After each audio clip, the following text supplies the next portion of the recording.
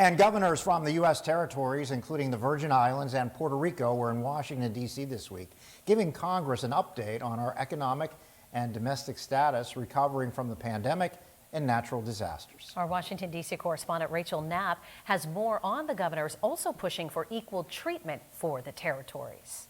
The territories make valuable contributions to our nation, and I want to recognize that each territory is an integral part of the United States. In a hearing with U.S. senators, governors from each territory outlined their progress in bouncing back from natural disasters and the pandemic. Our government's debt restructuring has been approved.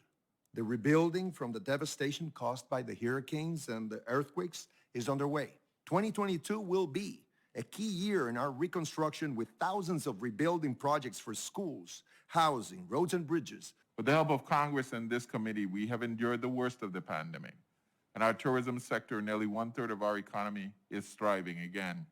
Our revenues are up and our debt burden is down. But the governors did not hold back on the issues they're facing. They told senators that even though they're U.S. citizens, the territories are not given the same equal treatment from Congress nor the federal government. For too long, the Americans living in the insular areas have been treated as foreign or other, as something less than American citizens of the soil.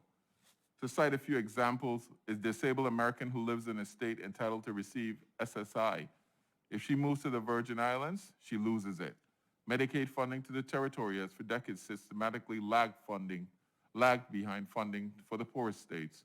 And under the tax laws, investments made by U.S. investors in the Virgin Islands are treated as investments in a foreign country. Governors say the CARES Act and the American Rescue Plan beefed up funding and expanded Medicaid, which brought relief to the territories. But it's only temporary. They're demanding the same benefits as citizens on the mainland. There is no question that Congress has the authority, and I would argue the moral obligation, to treat all Americans the same. Citizenship is not geographic. And while the governor from Puerto Rico was at the Capitol, he made another pitch for statehood. Puerto Rico will remain hindered until our century-long status question is resolved.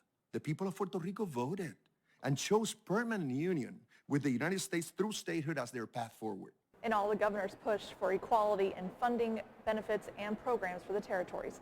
At the Capitol, Rachel Knapp reporting.